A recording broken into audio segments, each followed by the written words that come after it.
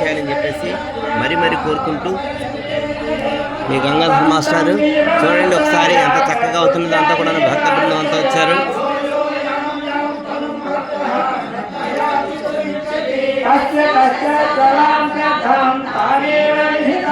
నిజంగా చాలా అద్భుతమైనటువంటి సన్నివేశం. నిజంగాను ఈరోజు గీతా జయంతి సందర్భంగా గీతా మందిరంలో బొబ్బులిలో ఇంత చక్కటి కార్యక్రమాన్ని నిర్వహిస్తుంటే భక్త బృందాలందరికీ కూడా ప్రత్యేకమైన ధన్యవాదాలు తెలియజేస్తున్నారు గంగాధర్ మాస్టర్. ధన్యవాదాలు.